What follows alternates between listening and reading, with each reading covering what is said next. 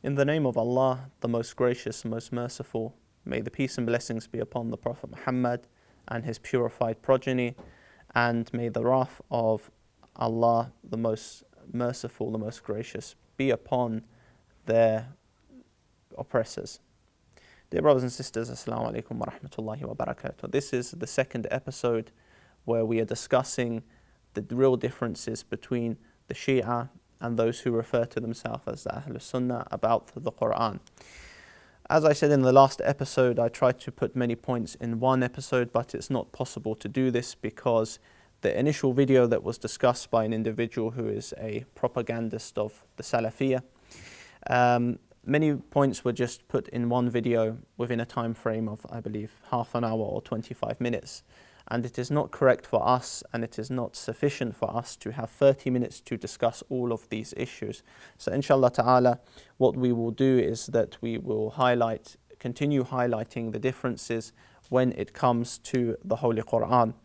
Now, to be fair to the individual in the video, what he did admit is that the majority of the Shia do not believe in Tahreef, although he talked about some types of studies happening to determine whether that's true or not. But no, this is the correct opinion, that the Shia do not believe in, the majority of Shia do not believe in Tahreef, or namely distortion of the Quran. And when we mention Tahreef, we have to give a clear definition of what we mean by this. And what we said is, yes, the interpretation of the Quran, there is clear Tahreef because people have misinterpreted the Quran. And in order for us to understand the Quran in the correct sense, we must go back to the Ahlul Bayt alayhim salam, who the Prophet ﷺ has told us to refer to, along with the book of Allah.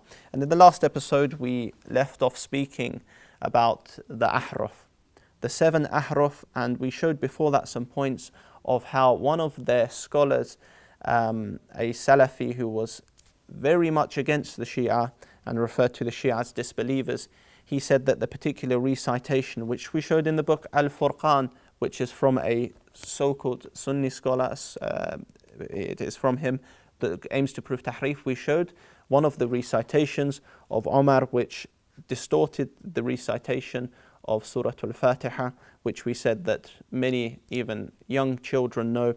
And the recitation was what? صِرَاطَ مَنْ أَنْعَمْتَ عَلَيْهِمْ غَيْرِ الْمَغْضُوبِ عَلَيْهِمْ وَغَيْرِ الضَّالِينَ. So this type of recitation was recited by Omar, but this Ihsan Ilahi Zahir, he himself in the book Al-Quran, 𝗧𝗨𝗥𝗡𝗦, he did not know himself that Omar recited this, and he tries to show it that it is kufr and disbelief. However, as we have shown, if he wants to say this, then it is in his own books that Omar recited this way. Anyhow, let's get on with it. So they may try to attack us by quoting some of our narrations, by saying, as I said, oh, this ayah was revealed like this for Ali, this was revealed like this. But what we say is that you have to have a holistic analysis and a holistic reading of the narrations. We showed in the last episode, we mentioned many points of within our narrations how it shows that the Quran is complete and it does not have any change. And what I say is that yes, if we have these narrations, our scholars say that these narrations are ta'wil, so it is an extra elucidation on the verse, but not actually a part of the verse. This is clear.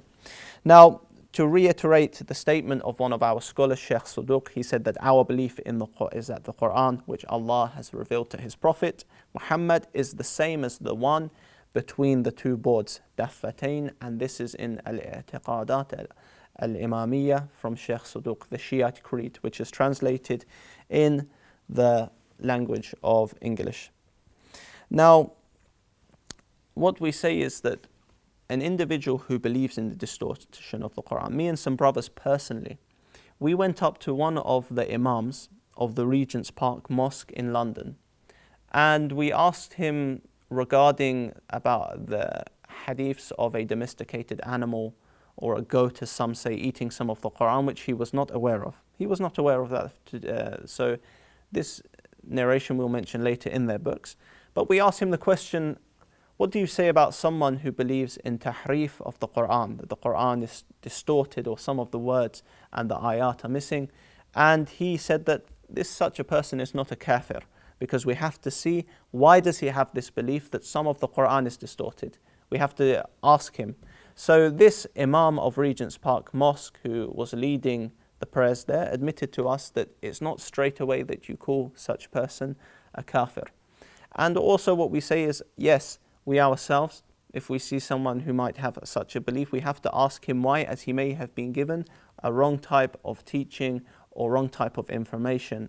However, what I do remember is that in one of my classes from one of my teachers, he was actually a convert who was Nigerian, converted from the sect who refers to itself as Ahlus Sunnah to the Shia Islam, and he was very strict on his position, believing that anyone who does believe in the Quran being changed or any type of Tahreef is in fact someone who is a disbeliever. But what we can at least say is someone who believes in this would be someone who is deviated in their ideas, and we'd have to establish why and speak with this person to know why did they believe in such a thing. But something like this, as we said, Sheikh Tusi said, it should not be even discussed whether about the Holy Quran being distorted, because as we know, Allah subhanahu wa ta'ala has protected this. So this is just a point for us to show. Now what we'll do is we'll present a clip, dear brothers and sisters, to show how, again, the wrong and incorrect information is given out, because this individual, he wants to show in the video that one of your big scholars believes in Tahreef. But what we will do is show the clip and then we will answer this. Kashf al-Asrar, he also mentions the fact in page 117 that he believes that the Quran is not preserved. The book that he mentioned that many of them like to pass around, I believe it was translated by someone who was a non-Shi'i, and this translation was and is still not relied on now. It is not relied on because many who say that there have been changes to this particular translation of this book and that we cannot take it as a reliable source. So what we'd have to do is we have to ask the individual in the video that please provide us with the original source and with the original text, because what happens is that we look from the same author.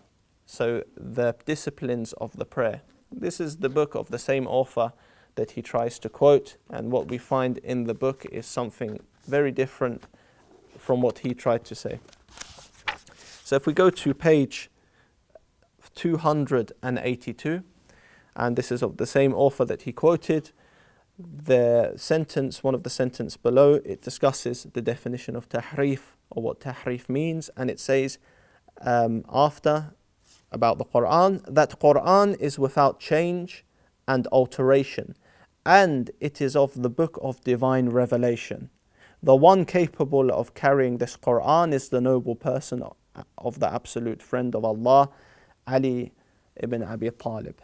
So Imam Ali alayhi salam is the one capable of carrying this Quran, and the sentence says the Quran is without change and alteration. As you can see, this is the book here, 𝗙𝗢𝗧𝗦𝗢𝗙, the disciplines of prayer, and we mentioned here how the same author actually negates Tahreef. So Mohammed Hijab in the clip, he just quoted a book that he's probably read online, this reference, and he's not actually checked it himself. So we've negated that point. Now we go back to our discussion of the 7 Ahruf. The difference between our Quran and theirs is that their Quran was revealed in 7 Ahruf, whereas Imam Baqir alayhi salam, the 5th Shia Imam, he said that the Quran is one revealed from the one. The differences have been caused by the narrators. So clearly here we see a distinct difference. They believe Quran is in 7 Ahruf, we believe the Quran is 1 harf. And then we have another narration from Imam Sadiq alayhi salam, the 6th Shia Imam. And someone asked him, people are saying that the Quran was revealed in 7 harfs. The Imam said they lie. So 𝗢𝗦𝗦𝗕𝗦𝗓.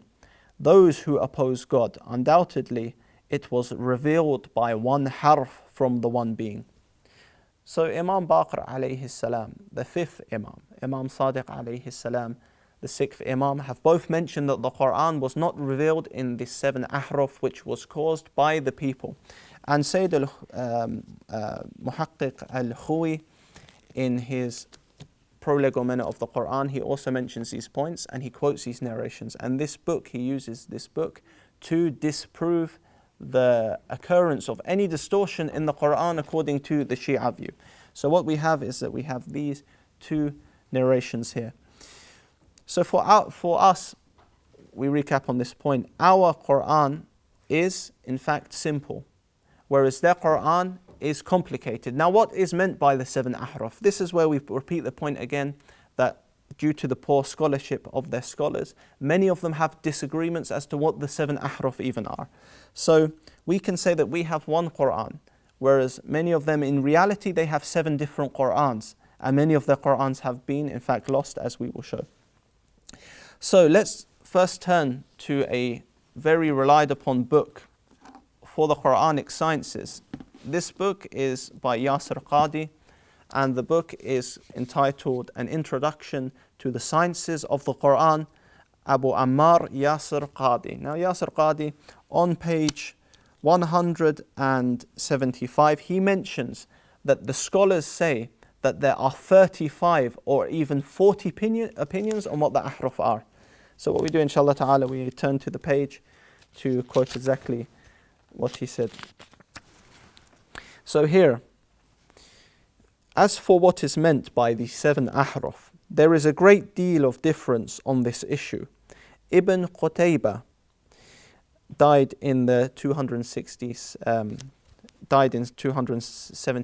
after his Hijrah, as mentioned here. Ibn Qutaybah recorded 35 opinions on this issue, and as-Suyuti listed over 40. So what he shows here is that their scholars are in disagreement as to what exactly the Ahruf are, which their Quran was revealed in, which makes their Quran very complicated from the start and our Quran simple as according to our Imams. So it is of course something that is based off their narrations, and we will state the opinions inshallah ta'ala. So point number 1, the Quran was revealed in different dialects of the main Arab tribes. So instead of the Quran being revealed as one harf, it was revealed in all of these various different dialects to make it somewhat easier for the Arabs to recite. Now, Yasir Qadi again, on page 177, he says that point number 1 under that subtitle that I read, the 7 Ahruf refer to the 7 dialects, lughat, of the Arabs prevalent at the time of the Prophet. Each of these dialects belongs to a tribe among the Arabs. So the 7 Ahruf refer to the 7 dialects. So what we say and we criticize this opinion is that firstly, the 7 Ahruf, according to some of their scholars, was that the Quran was revealed in 7 dialects, making again the Quran something that is not simple and that is thus complicated.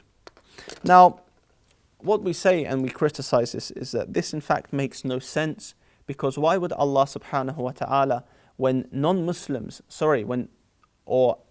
people who are non-Arabic speaking come to Islam, or converts come to Islam, they are able to memorize the Quran, they are able to recite the Quran, and some of them very beautifully, even though they are from a non-Arab background.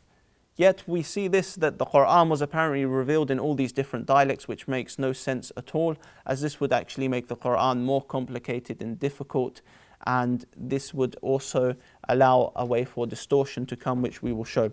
So this destroys the popular Salafi arguments, because what we see is the Salafis constantly engaging in discussion with the non-Muslims, saying that yes, the Quran is one, the Quran is simple and one. It's not like the Bible that there's so many different versions, that it's been distorted. However, when you delve deeper into their books, one of the most popular Quranic sciences books of Yasir Qadi clearly states that many of their scholars say that the Quran was in all of these different dialects. So this is one point of what they say the Ahruf are. Now, it gets worse in this stage, because a non-Muslim could argue that, okay, firstly, your Quran is initially revealed in all of these different dialects. That's one point. But it gets worse, because your third caliph, the one Uthman, your third caliph, he in fact burnt 6 of these other ahruf that you have. So what we say is that in reality 6/7 6/7 of the Quran are in fact lost, because many of their scholars now are now debating. First, they cannot define Ahruf, what Ahruf are. Secondly, after that, when they cannot define the Ahruf and they have their ikhtilaf amongst themselves, their differences, they then disagree and argue on whether the Ahruf are even preserved. Now, what we know is that many of their scholars, such as Tabari, some of their scholars such as Tabari, held the opinion that Uthman, he burnt all the other 6 harfs and kept 1 harf. So this is a big, big problem for them, because Tahreef, they want to accuse us of Tahreef when they themselves have lost 6/7 of the Quran. What we do is that we go to Yasir Qadi's book, where he discusses about the Ahruf, and he discusses about Uthman and how he burnt these Ahruf. So what we do is we go on page 179, and what we see is Tabari is quoted as to saying that why the companions in fact burned these Ahruf.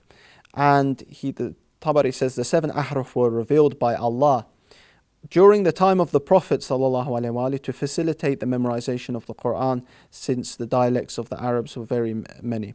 The facilitation was not necessary to preserve, and eventually there was no need of it. So the Quran was revealed this way, then it was burnt. In fact, it became the cause of dissension amongst the Muslims, as those people new to Islam began going over the differences in the recitation of the Quran. So Tabari here, one of their big scholars from the sect who refers to itself as Ahlus Sunnah, is saying what? He is saying that this was initially to make it easier, but as we said, this does not make sense. Why would it be revealed in such a way? And then after that, people started arguing over the Quran. So what happens now? Tabari states, and this is on page 180 of Yasir Qadi's book, therefore Allah inspired Uthman to discard the other 6 ahruf and collect the Quran in 1 harf, so that the ummah would be united in its recitation. The companions agreed in this action of his, and the agreement of the companions is binding on the ummah. So he puts a footnote as well, and he tries to define. He says that the ilham is given to pious people, and it's not wahi given to the prophets. So he carries on with the footnote. But what's interesting here is that if we were to say that the imams receive ilham, that they receive a type of inspiration, they would say that you are disbelievers, you are uttering kufr, disbelief, you are giving your imams godlike attributes, you're saying your imams are gods. But when it's Uthman, it's fine. When it's Uthman, he gets some inspiration from Allah to go burn all of the six Qur'ans and leave 1. So clearly here from Yasir Qadi's book, it is showing that Uthman, their 3rd so-called caliph, he in fact, what did he do? He burnt 6/7 of the Quran, and they are left with 1. So the ahruf, what they have, according to some of their scholars, is gone. These ahruf are gone, therefore meaning what? That a lot, 6/7 of their Quran is, in fact, it has been burned.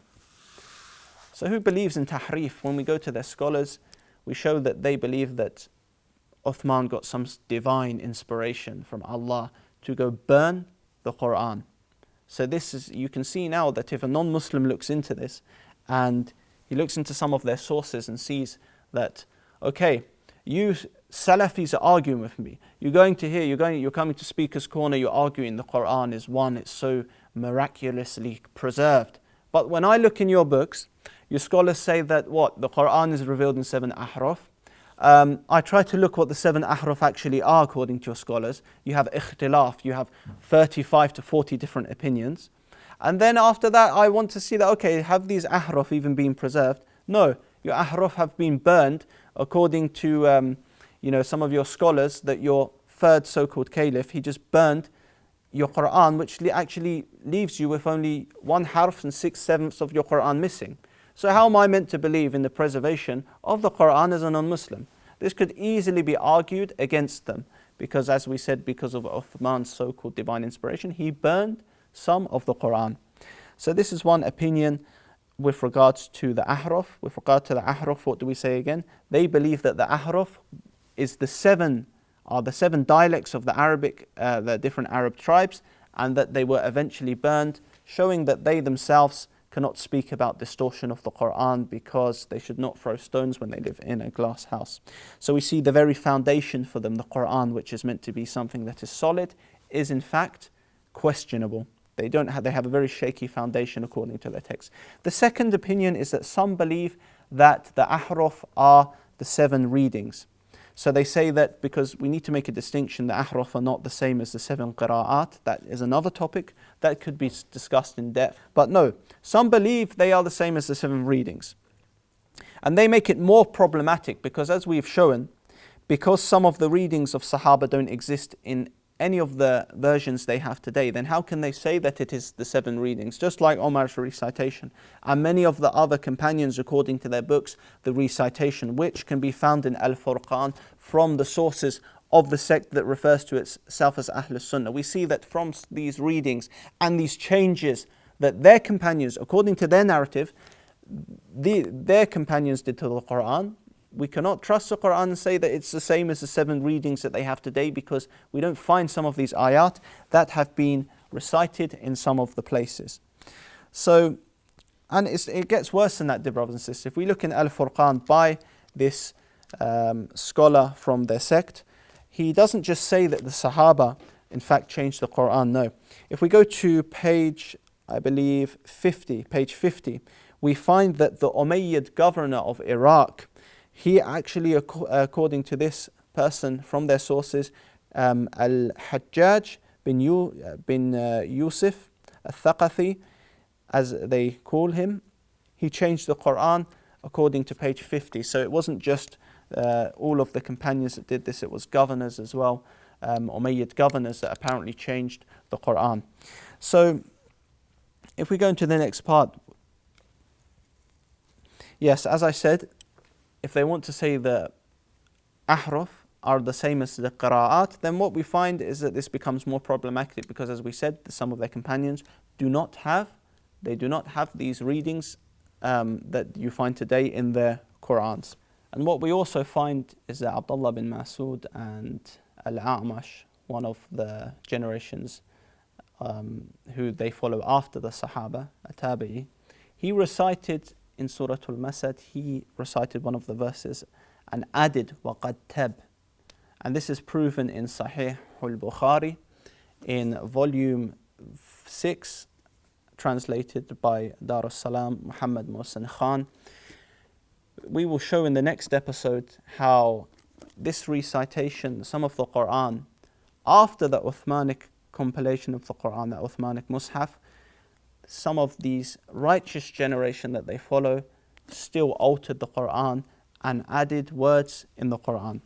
So just to sum up this episode, and we wanted to get all of this in one episode, and I do apologize if I've been speaking a bit fast, but we've been trying to get this as short as possible, but we will have to make a third episode inshallah ta'ala to continue about the Shia and the difference of the Quran between the Shia and the sect who refers to itself as the Ahl Sunnah.